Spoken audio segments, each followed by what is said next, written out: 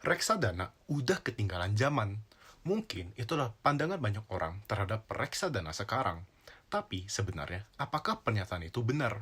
Nah, sebelum kita jawab, coba kita bahas apa itu reksadana terlebih dahulu.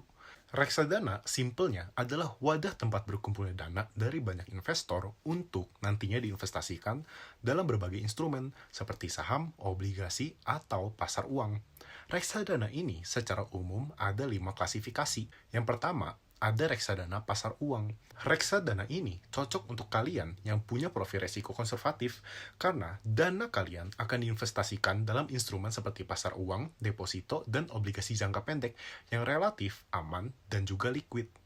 Berikutnya, ada reksadana pendapatan tetap yang cocok untuk kalian yang punya profil resiko moderat, di mana nantinya dana kalian akan diinvestasikan dalam obligasi korporasi maupun pemerintah. Untuk resiko dan returnnya tentunya lebih tinggi daripada reksadana pasar uang. Selanjutnya, ada reksadana campuran. Nah, ini tuh cocok untuk kalian yang punya profil resiko moderat hingga agresif, karena dana kalian akan diinvestasikan dalam campuran saham, obligasi, dan pasar uang. Potensi returnnya lebih tinggi, tapi perlu diingat juga kalau resikonya itu juga relatif lebih tinggi dibandingkan dengan dua reksadana sebelumnya. Keempat dan terakhir, kita punya reksadana saham dan reksadana indeks. Untuk reksadana saham, dana kalian akan diinvestasikan dalam saham-saham pilihan. Sedangkan untuk reksadana indeks, dana kalian akan diinvestasikan ke saham-saham yang bertujuan untuk memimik kinerja indeks pilihan, biasanya itu IHSG.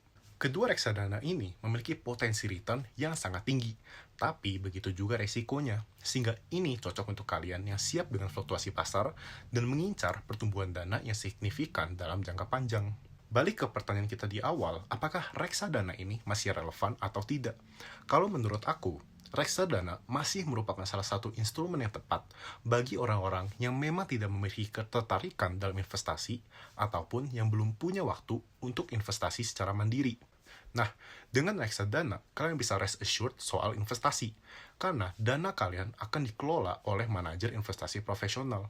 Kalau gue pribadi, gue cukup seneng dengan reksadana pasar uang dari Shailendra, karena ada beberapa kelebihannya dibandingkan deposito. Pertama, historical returnnya lebih tinggi dibandingkan deposito konvensional kebanyakan. Kedua, reksadana ini liquid, artinya bisa dicairkan kapan saja, tidak seperti deposito. Dan yang paling menarik, reksadana ini adalah objek yang hasil keuntungannya itu tidak kena pajak. Padahal kalau kita deposito sendiri di bank, itu justru terkena pajak sebesar 20%. Nah, itu tadi beberapa alasan kenapa menurut gua reksadana itu masih relevan. Tapi coba, kalau dari kamu sendiri, masih tertarik nggak sih sama yang namanya reksadana? Atau udah beralih ke instrumen lain? Coba share pendapat kamu di komen di bawah ya.